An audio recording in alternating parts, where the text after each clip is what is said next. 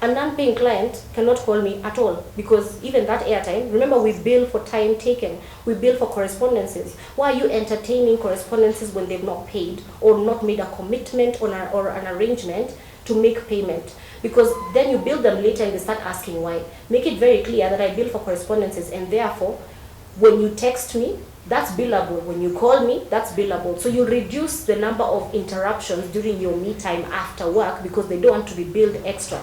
They will start to itemize and particularize their thoughts on emails, interact with clients in writing on emails, and make your thoughts very clear so they're able to respond also in writing.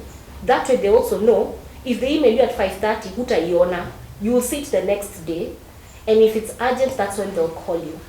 Then don't call your clients your friends. Call people what they are. This is my spouse, this is my colleague, this is my client, this is my parent, this is my acquaintance, my schoolmate, my classmate. Call people what they are. The extra pressure is what makes you not balance things out. So you start to give priority to things that don't make sense. So now a paying client now is calling you at 7 p.m., but they are calling to ask you about something you sent on email that they can read on the email and respond. So what you do, just let the call go through. Don't be rude, don't cut out the call. Let the call ring.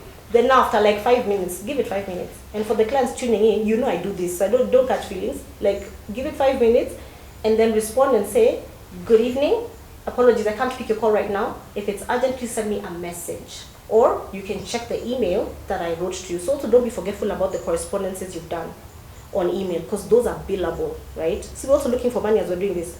Like, there's no price for being a stupid broke lawyer. So learn from this as well. Write the letters, write the emails, do the text messages, and log the calls as and when they're being done during working hours. Be wise. God has never called us to be foolish. He talks about wisdom, knowledge, understanding, discernment, and good, like having utterance. Lawyers are known for speaking well, for writing well. So articulate yourself very well with clients, articulate yourself very well with other people. I also give an example of when I felt people in the office were overwhelmed, in my office that is. We went for an excursion. So my partner and I thought of a way of, just psyching people up. So we went to Toy Market, which is near our office. And we told them, listen, we're giving every person 1,000 shillings.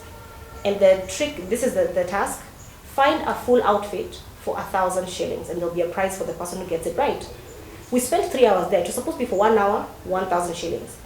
And at the end of the whole thing, we go back to the office, and I was the one driving, so they were being chauffeured. So it was a nice experience for them as well. When we got back, everyone was excited they had bought stuff. So we now tallied. Someone had bought a top for 600 shillings and couldn't buy anything else.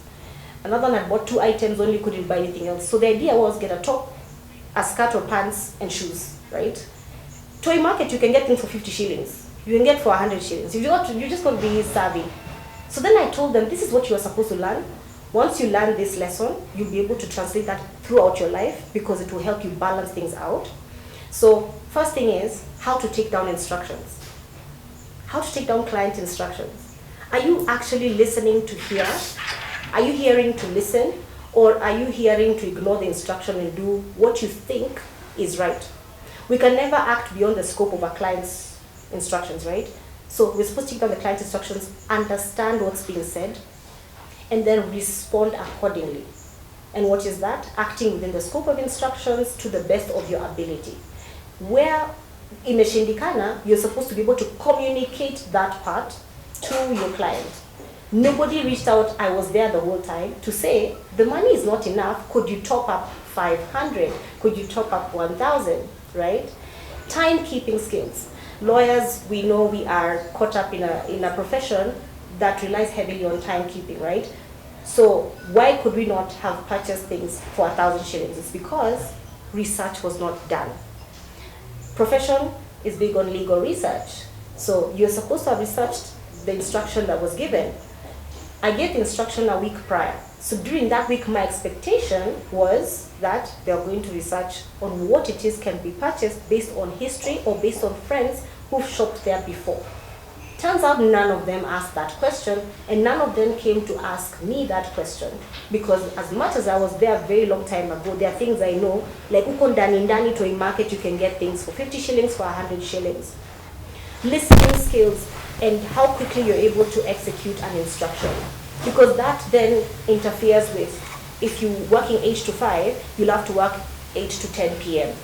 if you're not able to limit your timelines. So if you're not able to complete the task in 1 hour, what you're supposed to do is plan toward being able to execute within another timeline.